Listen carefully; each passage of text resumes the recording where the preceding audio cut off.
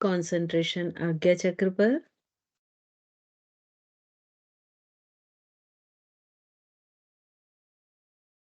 आज्ञा चक्र पर अपने ध्यान को रखते हुए जो भी थॉट्स आ रहे हैं, जो भी विचार आ रहे हैं, उन्हें सहज भाव से आने दें और जाने दें। वो विचार अच्छे हैं तो भी उन्हें रोकने की कोशिश ना करें। वो विचार बुरे हैं तो भी उन्हें अपने से दूर करने की कोशिश ना करें। एक दृष्टा की भांति बिल्कुल सहज भाव से उन्हें देखते जाएं और उन विचारों को आने दें और जाने दें।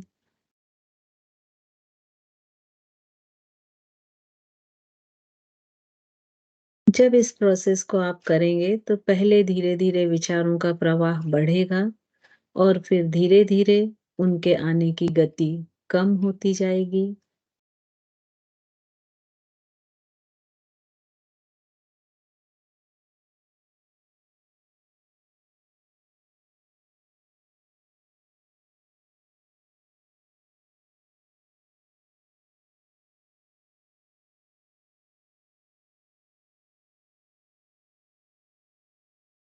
हर एक विचार, हर एक थॉट चाहे वो सुख का हो या दुःख का, वो दर्द का कारण हो या खुशी का कारण हो, उसे सहजता के साथ जाने दें।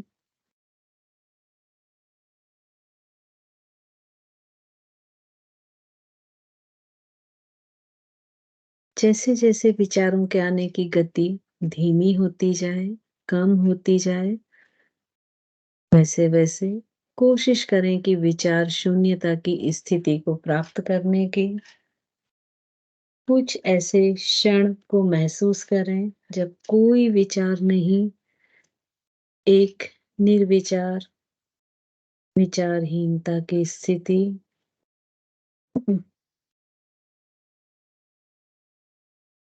एक थॉटलेस टाइम। इसी थॉटलेस टाइम से अपने ध्यान को अपनी ब्रीदिंग पर लेकर आएं। धीमी गहरी लंबी सांस लें और लिप्स को राउंड करते हुए धीमी गहरी सांस कंप्लीटली एक्सहेल करें। विजुअलाइज करें कि इस एक्सहेल के साथ आपके सारे स्ट्रेस, सारी नेगेटिविटी आप बाहर रिमूव कर रहे हैं। कंटिन्यू करते जाएं। धीमी गहरी लंबी सांस और वैसे ही धीमी गहरी कंप्लीटली एक्सहेल। आपके सारे तनाव, सारे नेगेटिविटी इस ब्रीद आउट के साथ आपके शरीर से बाहर जा रही है।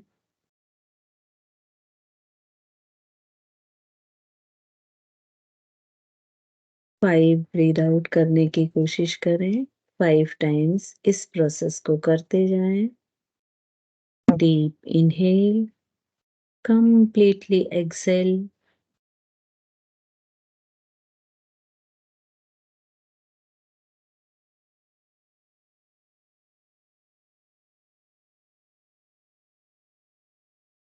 जब 5 ब्रीदिंग्स कंप्लीट हो जाएं तो श्वासों को सामान्य छोड़ दें, नॉर्मल ब्रीदिंग।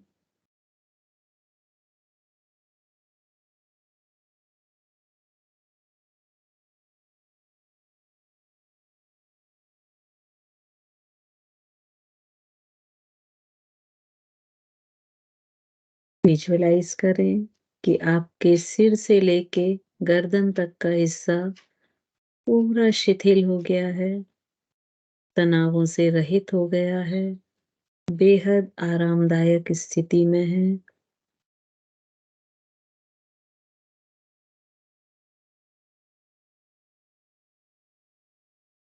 धीरे-धीरे अपने दोनों हाथों के मसल्स को ढीला छोड़ दें। दोनों हाथ एकदम शिथिल, शांत और आरामदायक स्थिति में।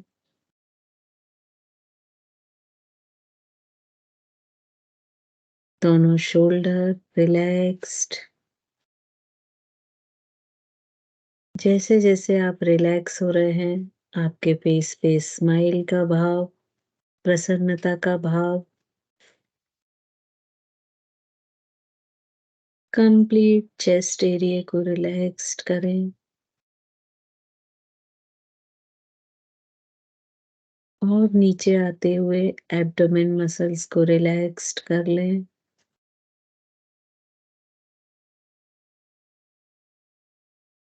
थोड़ा और नीचे आएँ और कंप्लीट पेल्विक रीजन को रिलैक्स करें।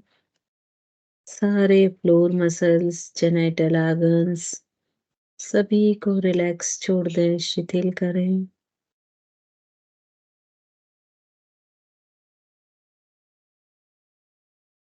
दोनों पैरों के मसल्स को रिलैक्स करें।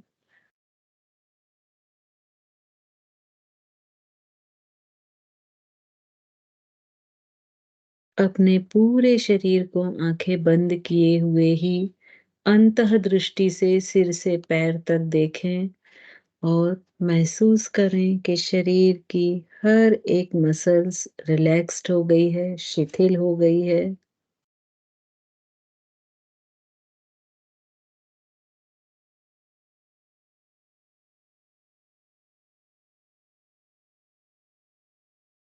सारी मांसपेशियां पूरी तरह से आरामदायक स्थिति में हैं।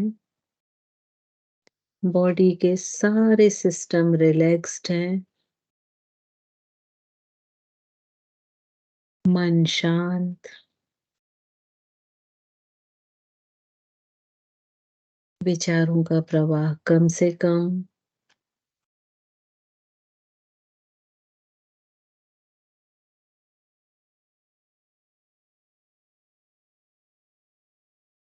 अपने विचारों में किसी एक ऐसे विचार को लेके आएं जो आप मानते हैं कि आपके जीवन का सबसे खूबसूरत, सबसे आनंद देने वाला पल है या विचार है। वो विचार ऐसा हो सकता है कि पास्ट टेंस में आपके साथ हो चुका हो या वो विचार ऐसा हो सकता है कि जिसकी आप कल्पना करते हो कि ऐसा होने पर वो मेरे लिए सबसे आनंद का, सबसे खुशी वाला क्षण होगा। उस थॉट को अपने अंदर क्रिएट करें।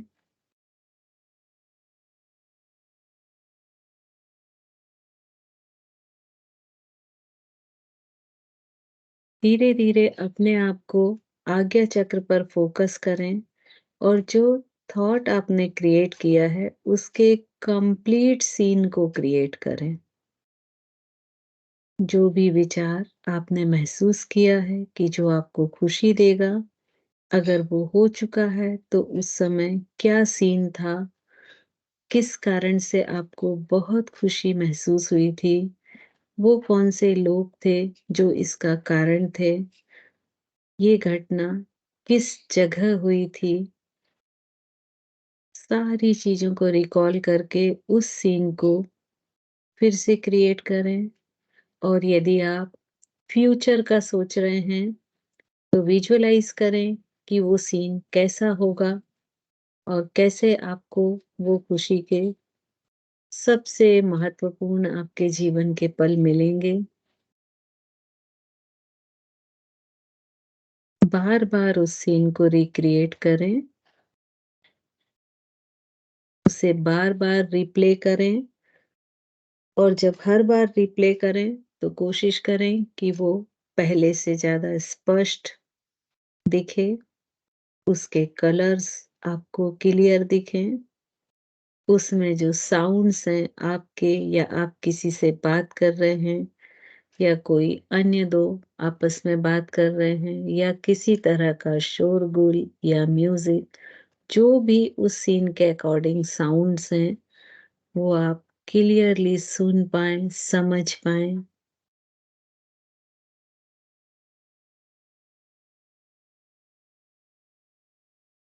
जैसे-जैसे इस सीन को रिक्रिएट कर रहे हैं, चूँकि ये आपके जीवन का खुशियों से भरा हुआ हैप्पीएस्ट मोमेंट है, अपने फेस पर भी उस एक्सप्रेशन को लेकर आएँ, मुस्कुराहट को लेकर आएँ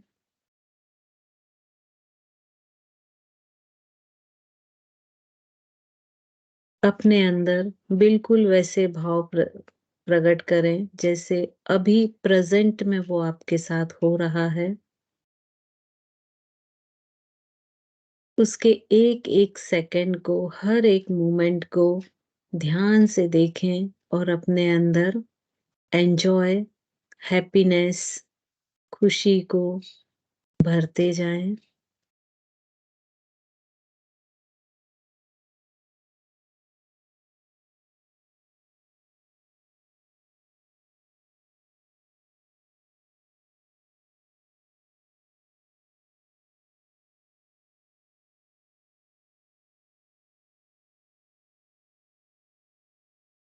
मन ही मन ईश्वर को आपके जीवन को इतना आनंद और खुशियों से भरने के लिए धन्यवाद दें, उनके प्रति आभार प्रकट करें।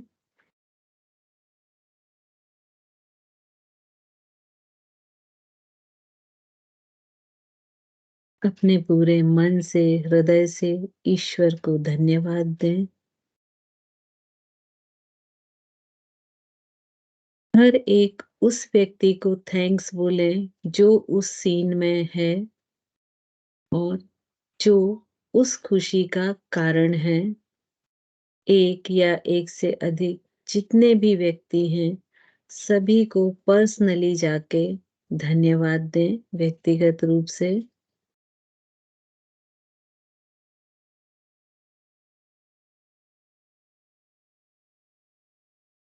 हर एक उस अप्रत्यक्ष व्यक्ति को भी धन्यवाद दें, जो उस खुशी का कारण है, लेकिन वहाँ मौजूद नहीं है। हर एक को थैंक्स बोलें, अपने पूरे मन से, हृदय से उनका आभार प्रकट करें।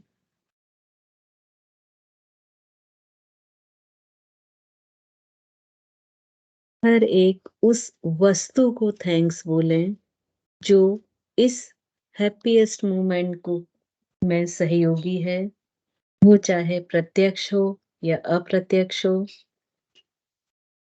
हर एक वस्तु को सीन में देखते जाएँ और थैंक्स बोलें। और कुछ वस्तुएँ ऐसी भी हो सकती हैं कि जो उस सीन में नहीं हैं, लेकिन वो भी जुड़ी हुई हैं इस घटना से, उन्हें भी थैंक्स बोलें।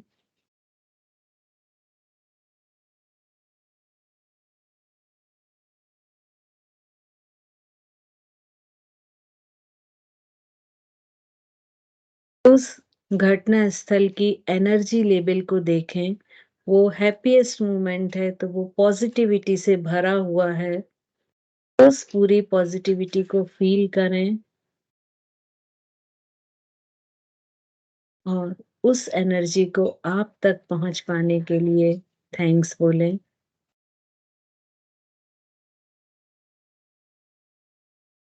अपने मन को दृढ़ संकल्पित करें कि आज से आपके जीवन का हर एक पल इतना ही हैप्पीएस्ट होगा, इतना ही खुशियों से भरा होगा, जितना कि आज अभी है।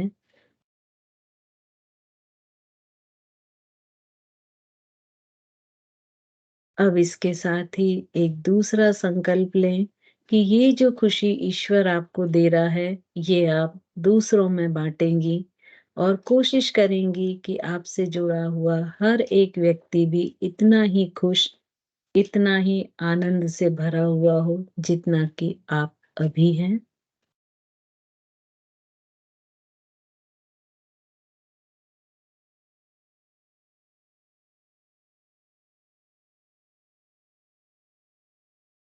कोशिश करें कि लगभग 2 मिनट तक शांति से इस आनंद का अनुभव लें, इस विजुअलाइज़ेशन का अनुभव लें और सिर्फ़ अपने को अपने में ही समा कर रखें।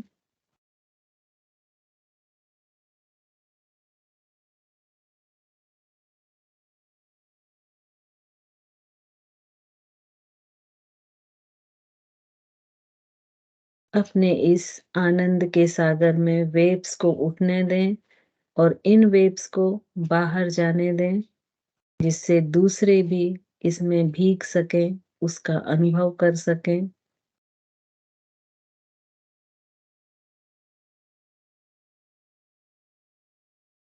विजुअलाइज़ करें कि ये वेव्स धीरे-धीरे आप जहाँ बैठे हुए हैं, आपको और उस स्थान को भिगो रही हैं और आनंद से सरोवार कर रही हैं। धीरे-धीरे इन वेव्स का दायरा बढ़ता जा रहा है। ये आपके पूरे रूम, पूरे घर में जितने भी व्यक्ति हैं, जितनी भी वस्तुएँ हैं, सभी को इस आनंद से भिगो रही हैं। धीरे-धीरे और आगे बढ़ती हुई ये वेव्स आपके पूरे मोहल्ले, पूरे शहर को इस आनंद से भिगो रही हैं।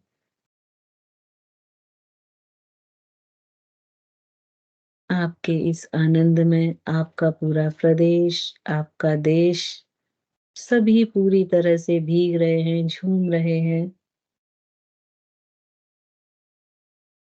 इस आनंद को और शेयर करते हुए अपने देश की सीमा से निकलते हुए सारे देशों में इसे प्रसारित करें।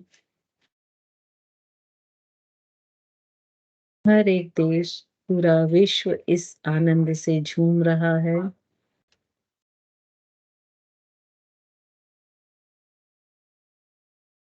पूरा ब्रह्मांड आपके साथ इस आनंद में शामिल है।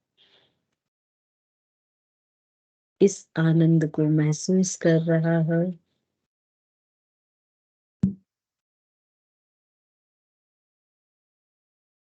अपने आप को पूरे ब्रह्मांड के साथ लय करें और एक साथ इस आनंद में पूरे ब्रह्मांड के साथ अपने आप को झूमते हुए देखें।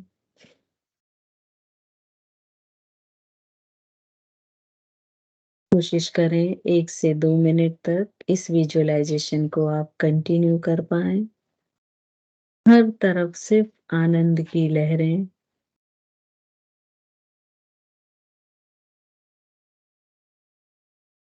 ऐसी सकारात्मक एनर्जी जो सद्बुद्धि दे रही है सभी को, सद्विचार दे रही है, सत्कर्म करने के लिए प्रेरित कर रही है और पूरा ब्रह्मांड इस शांति, आनंद से भरा हुआ झूम रहा है।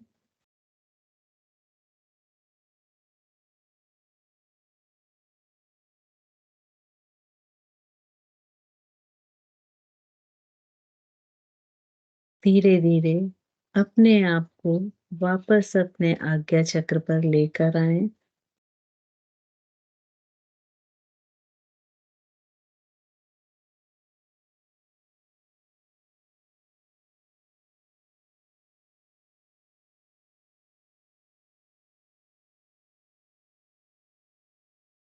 इस पूरे विजुअलाइजेशन की सार्थकता और सर्वत्रता और इसे वाक़ई में वास्तविक में होने के लिए मन ही मन 9 बार नमोकार मंत्र पढ़ें।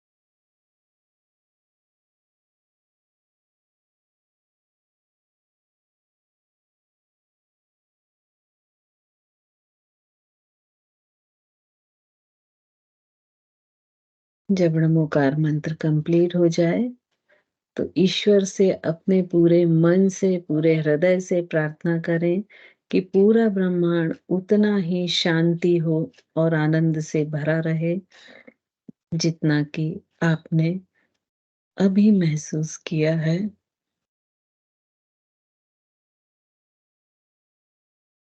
दोनों हाथों को नमस्कार की मुद्रा में लाते हुए ईश्वर से प्रार्थना करें कि ईश्वर पूरे विश्व को उतना ही शांत, आनंद से सरोवार रखें, जितना कि अभी और इस पल है।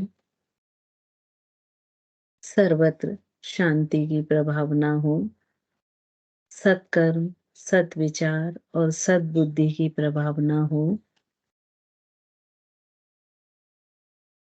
विश्व के सारे प्राणियों को आप क्षमा करें और सारे प्राणियों से आप क्षमा मांगें।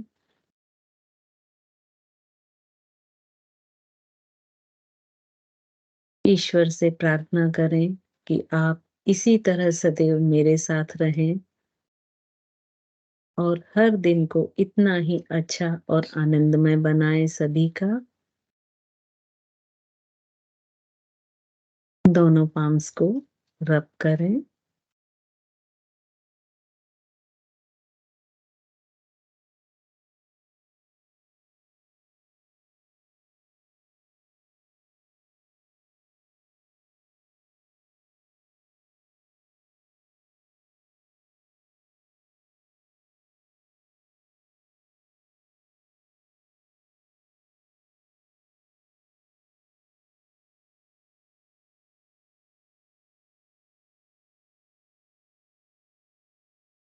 आंखों को धीरे धीरे खोल लें। आप लोग ने अभी लगभग 40 मिनट का ध्यान किया।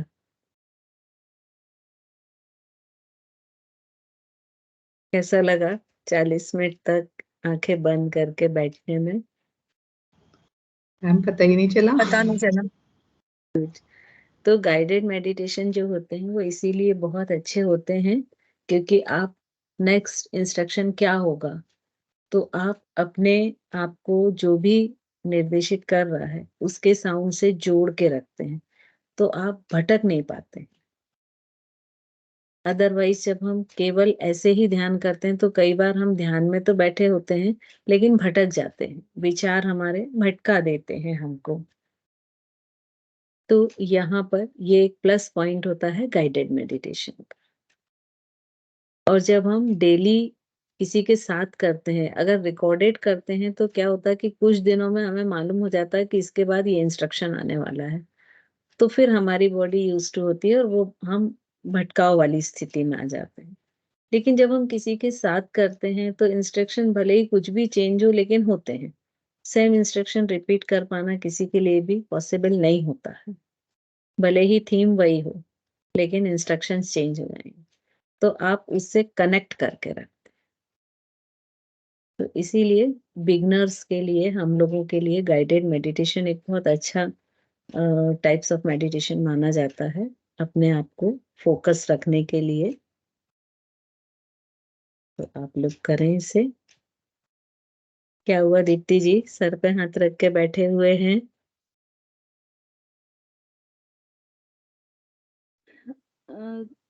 मुझे ना आपसे एक बार पर्सनली बात भी करनी थी।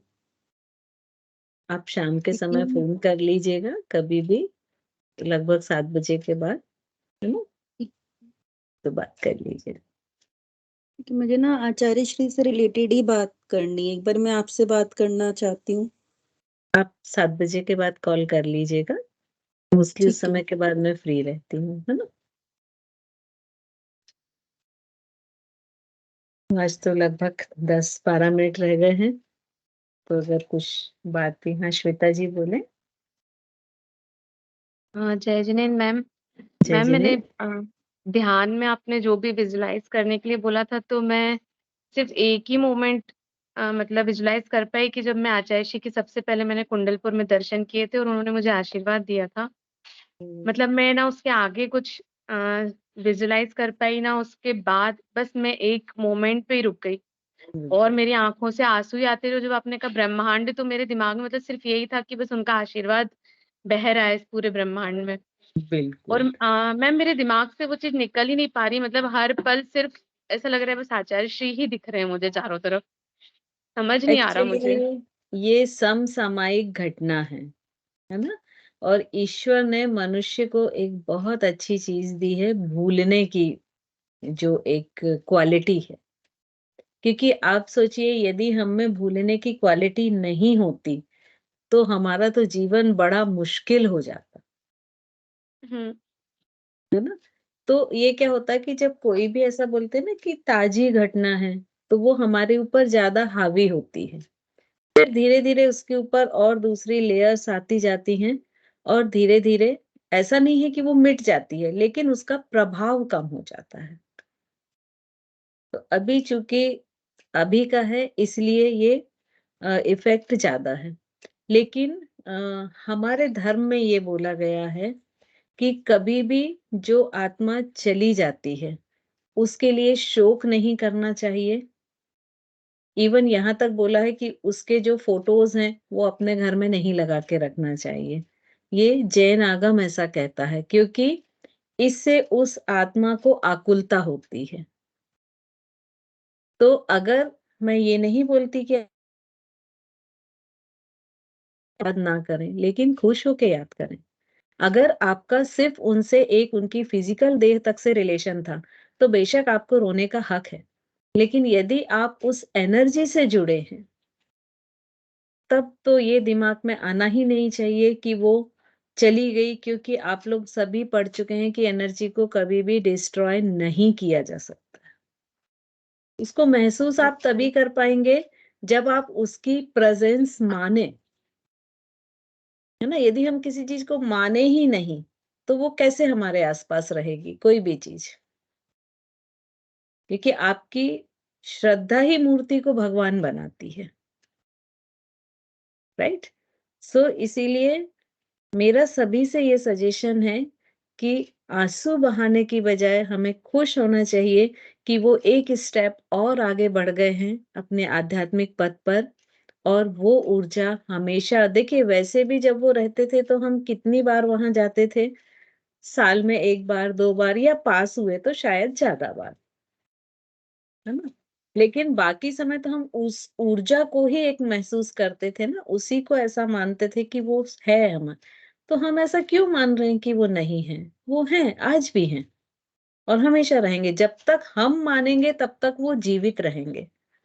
जिस दिन हम ये सोच लेंगे कि वो जीवित नहीं है, उस दिन वाक़ई वो नहीं रहेंगे। तो हम हमेशा उन्हें जीवित मानें, ये मानें कि वो आज भी हैं, आज भी वैसे ही हमारे साथ हैं। Thank you ma'am. तो उससे आपको मैम एनर्जी भी मिलेगी। आपने जैसे बोला अभी कि अटैची मतलब फोटो भी नहीं लगानी चाहिए, तो घरों में जैसे रहती है इन माय हाउस, नहीं, ये तो इस सेंस इसका में क्या नहीं करना, बोला क्या है। हटाना चाहिए? नहीं, नहीं, ये इस सेंस में नहीं बोला है। ये जो फ़ोटो है, ये जनरल लोगों का कॉन्सेप्ट होता है कि जैसे लोग अपने मतलब फ़ोर फादर्स वगैरह का जो फ़ोटोज़ लगा के रखते हैं, उस हाँ, कॉन्सेप्ट में होता है ना?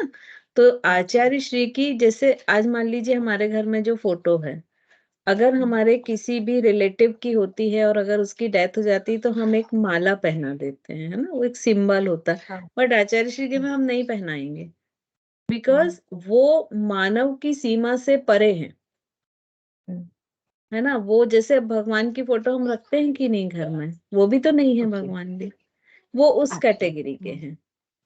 उनको हम हमसे कंपेयर नहीं कर सकते, कहीं से भी नहीं कर सकते।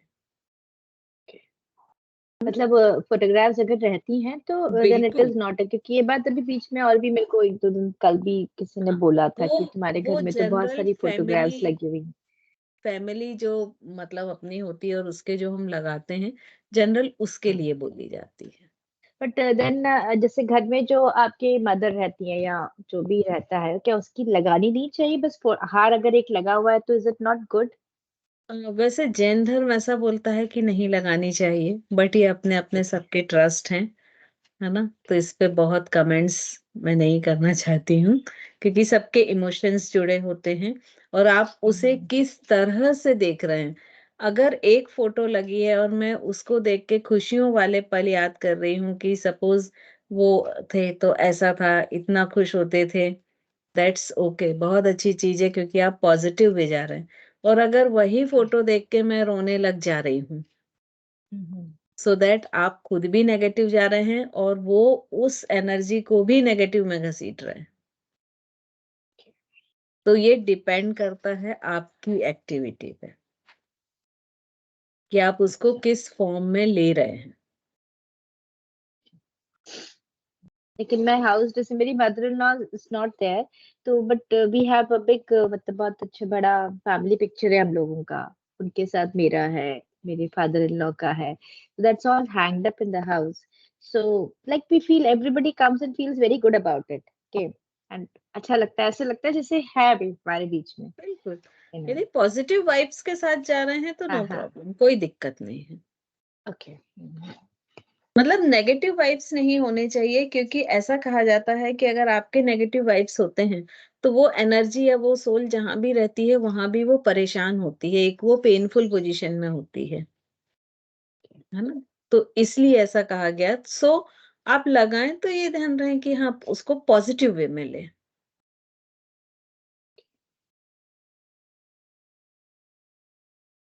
Thank you. मैम बोला जाता है कि जैसे कि पर्याय तुरंत जैसे कोई खत्म हुआ, वो तुरंत ही उस दूसरी पर्याय में चला जाता है, तो फिर उसकी शोल कैसे परेशान होगी, नेगेटिव एनर्जी कैसे जनरेट या पॉजिटिव कैसे होगी? आपने कभी फील किया है कि अगर आपका बच्चा बहुत दूर है और अचानक वो बहुत प्रॉब्लम में आ गया तो आपको बेचैनी होने लगती है? दोनों की होता आत्मा है. अलग है, दोनों की बॉडी अलग है, दोनों का सोल अलग है, फिर क्यों ये महसूस किया? कई बार होता है कि बच्चा सरप्राइज देने आने वाला होता है और आपको लगता है कि वो आ रहा है और आप बोलते हैं हाँ मुझे तो ऐसा लगा था कि तुम आ जाओगे। सबके साथ हुआ होगा, जरूरी नहीं बच्चे ही के साथ हो सकता है कोई फास्ट फ्रेंड हो, कोई ऐसा रिलेटिव हो जिससे हम बहुत कनेक्टेड हो। मैं यहाँ मदर और चाइल्ड का इसलिए एग्जाम्पल ले रही क्योंकि मोस्ट कनेक्टेड रिलेशनशिप वही है, मुझे ऐसा लगता है। यस. या. तो वो भी तो दो अलग अलग बॉडी हैं, अलग अलग सोल हैं। तो इमोशंस भी एक एनर्जी है ना, ये इलेक्ट्रोमैग्नेटिक एनर्जी है, तो ये भी पहुंचती तो है ही ना।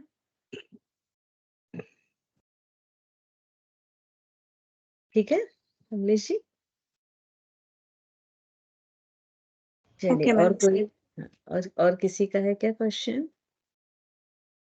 सोनिया थैंक जी यू अब ठीक लग रहा? हाँ ma'am, thank you so much. Actually जब वो आपने विजुअलाइज कराया ना तब तक तो ठीक था, फिर उसके बाद जब लास्ट में फिर से जब आज्ञा चक्र पे ध्यान आता है ना, तो ऐसा लगता है जैसे माइंड में थोड़ा सा हैवीनेस आती है, but it's too good. Thank you so much. Actually meditation जो होता है ना वो हमेशा टाइम टेकिंग होना चाहिए, कि मतलब आपके पास सफिशिएंट हो।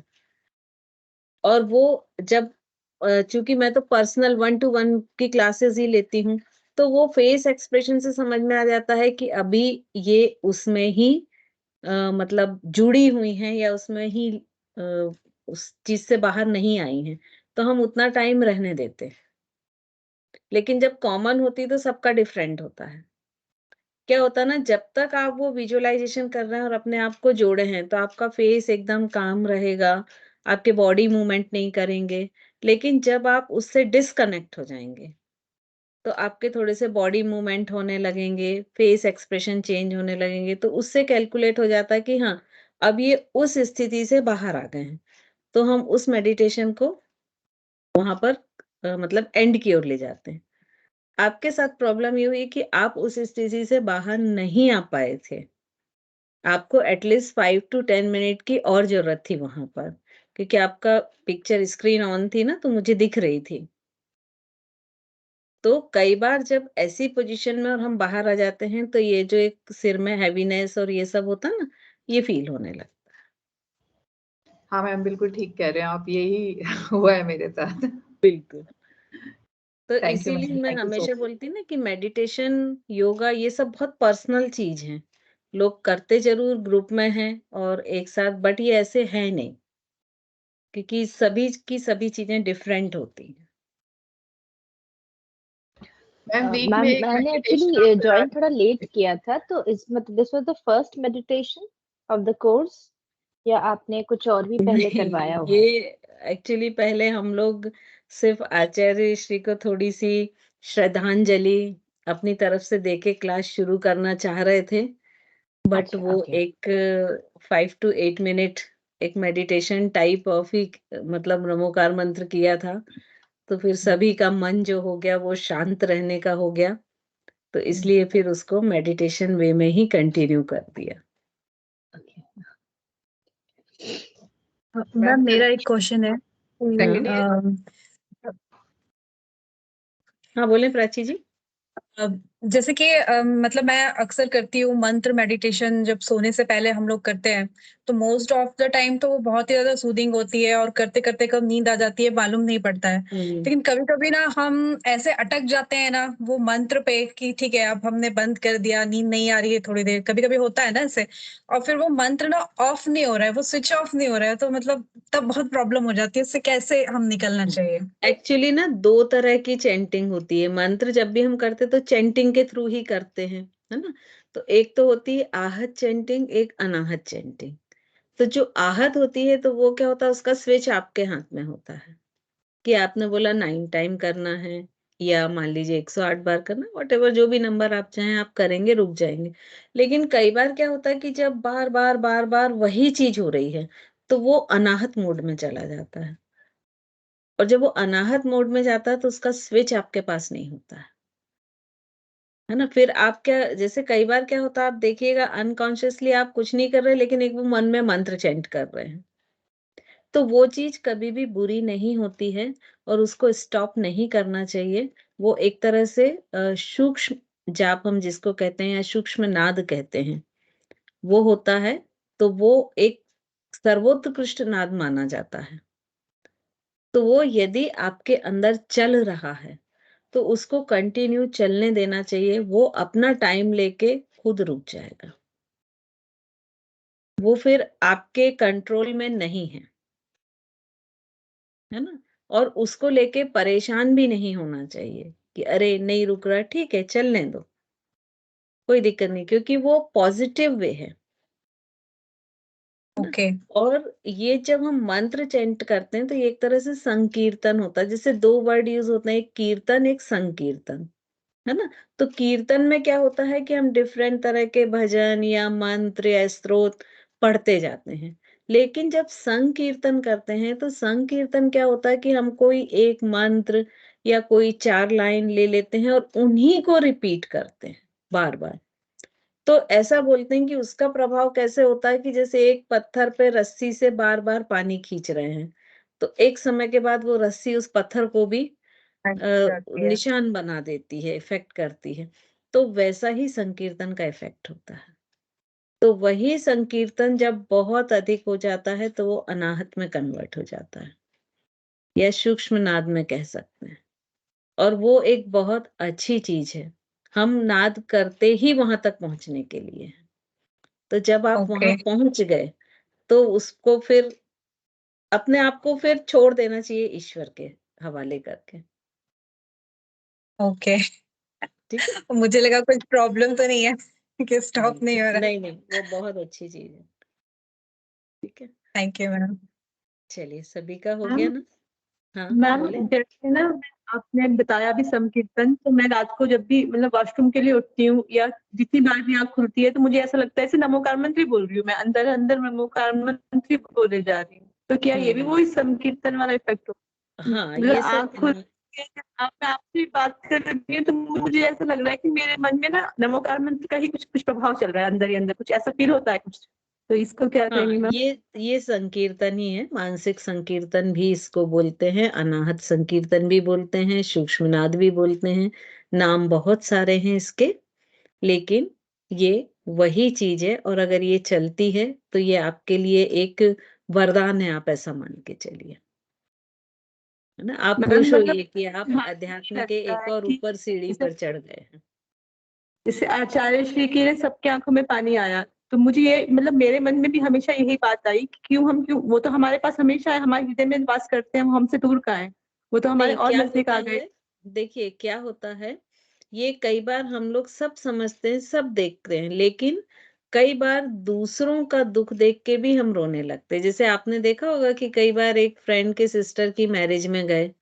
अब हमारा तो फ्रेंड था, वो उसकी बहन थी, उससे उतना अटैचमेंट हमारा नहीं था, लेकिन जब विदाई के समय सबने रोना शुरू किया तो हमारी भी आंखें भीग जाती हैं, है ना। एग्जैक्टली मैम, तो होता हम है। ह्यूमंस हैं, इमोशन हमेशा हमको इफेक्ट करेंगे, लेकिन उन इमोशन पर हमारा कंट्रोल, नियंत्रण होना बहुत जरूरी है। बस ये इतनी सी बात है। मैम आपको नहीं लगता कि आज ना हमने 2 साल से आपसे पढ़ रहे हैं, सबसे फ्रूटफुल क्लास आज की रही है? सबसे अच्छी क्लास और फ्रूटफुल है, ये तो आप मतलब लोग forever last। बताएंगे। मेरे को तो यही लगता है कि हम 2 साल से पढ़ रहे हैं आपसे, पर जो आज सीखा है, जो आज प्राप्त किया, वो शायद अद्वितीय है, शब्दों में नहीं कह सकते उसको। ये अब आप लोग तय करेंगे, है ना। मेरे पास तो जो है वो जो भी डिमांड होती है वो बोलते हैं ना कि मैं तो बहुत सारा सामान लेके बैठी हूँ, आपकी जो डिमांड है वो मैं आपको दे देती हूँ। तो मैं बस एक ही बात समझ में आती है, मैम मेरी एक माँ ना आपदा से योग निद्रा की भी डिमांड है। तो बस मेरे को करा तो दो। लगता है कि गुण मुझे लगे वो गुण ग्रहण कर लूं, जो मुझे लगता है कि मैं ग्रहण कर सकती हूँ, मैं वो गुण ग्रहण कर लूंगा। बिल्कुल, योग निद्रा का भी करा देंगे। एक्चुअली मैं सोच रही थोड़ा सा कोर्स कंप्लीट हो जाए तो फिर हम उसके बाद प्रैक्टिकल में ये सारी चीजें ले लेंगे, क्योंकि देखिए प्रैक्टिकल में तो क्या है, जो एडवांस आसन है वो तो हम कर नहीं सकते हैं, बॉडी अलाउ नहीं करती, तो उनको हम सिर्फ समझ सकते हैं, उनके कॉन्ट्रा इंडिकेशन और उनके जो बेनिफिट है वो सब हम समझ सकते हैं। कुछ आसन जो हम कर सकते हैं वो तो हम कर लेंगे, है ना। और बाकी फिर जो ये चीजें और हैं ये सारी मैं जरूर कराऊंगी फिर, है ना? क्योंकि प्रैक्टिकल एक साथ ही आप लोग का ले लूंगी तो उससे हमको टाइम ज्यादा मिल जाएगा। ठीक है, मैम कल चलिए क्या तो कराएंगे? कल एक प्रॉब्लम आ रही है मुझे, मैं सोच रही थी कि आप लोग का जो ये स्वर योग है ना, ये वाला अभी पूरा स्वर साइंस, प्राण, ब्रीदिंग पैटर्न ओवर सोमेटिक, ये टॉपिक लेना सोच रही थी, अलग करो, किसमें रखेंगे? लेकिन प्रॉब्लम ये हो रही है कि इसका मुझे मेरे अभी में ही रख पीपीटी दो, उस पर रख बनाना दो, पड़ेगा, उस पर रख दो, बाकी पे झाड़ू है निकाल ना। दो। मतलब अभी क्या इसका ए भी नहीं है मेरे पास पीपीटी के नाम पर, है ना। तो उसमें थोड़ा सा टाइम लगेगा, तो इसलिए मैं सोच रही हूँ कि एक जो ये चीज है ना, concept of yoga therapy, meaning, definition, aim, principle, factor, तो ये बहुत कॉमन सा है, मतलब ये तो इवन चाहे तो आप लोग भी बना के रख सकते हैं, है ना।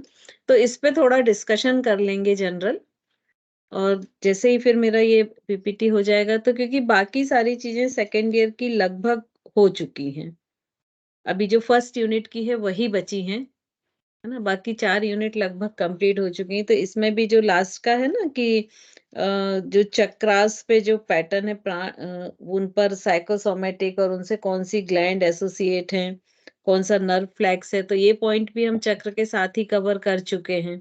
ठीक है, तो इसमें एक जो मेन पीपीटी रह गया है वो स्वर विज्ञान का रह गया है, और चूंकि वो भी बहुत इंटरेस्टिंग है अपने आप में, तो इसलिए मैं सोच रही कि उसको भी थोड़ा सा मैं अच्छे से लूं। तो बाय द टाइम आप लोग कल जैसे ये वाला पॉइंट आप लोग तैयार करिएगा, concept of yoga therapy, meaning, definition, aim, principle, factor, limitations, quality of yoga therapist, जो मैं लास्ट जैसे टॉपिक आपने लास्ट यूनिट कराई है हमें 5th यूनिट है। न्यूरो से रिलेटेड, तो मैम वैसे आप सेकंड, थर्ड और फोर्थ नहीं कराएंगे? वो कराइए ना, साथ में सिस्टम लिए हैं तो साथ में कराए हैं, ये सारे जितने भी इसमें डिजीजेस है ना वो स्पेशल साथ में लेके किए हैं, मैम जैसे वो सिस्टम। हाँ, मतलब सारी डिजीजेस तो नहीं कवर हुई थी उसमें, नहीं नहीं, सारे कवर हैं ये, तो मैम आप मैं पीपीटी रिकॉर्डिंग देखिएगा। हाँ, और अगर बाई चांस कोई नहीं है तो उसको बता दीजिएगा, तो फिर वो अपन ले लेंगे, ठीक है, क्योंकि श्योर, मैंने तो कोशिश की है कि सारे उसमें कवर करूं, बट हो सकता पॉसिबल एक आध रह गया हो, तो वो बता दीजिएगा रिकॉर्डिंग देख के, तो हम उसको कवर कर लेंगे। ठीक है मैम। मैम इसमें ये जो आप पढ़ा रहे सेकंड ईयर भी है, सेकंड ईयर का कोर्स भी कवर करें या फिर फर्स्ट ईयर है ये? अब मैं फर्स्ट ईयर सेकंड ईयर को कॉमन ही पढ़ा रही हूँ, क्योंकि बहुत सारी चीजें दोनों की कॉमन है, और मैं सोच रही हूँ कि फर्स्ट ईयर में ही सेकंड ईयर पढ़ा दूं तो अगले साल मुझे मेहनत नहीं करनी पड़ेगी। आप लोग में से ही किसी एक को बोलूंगी कि भाई आज का क्लास ले लो। Okay. Sonia, I would like to talk to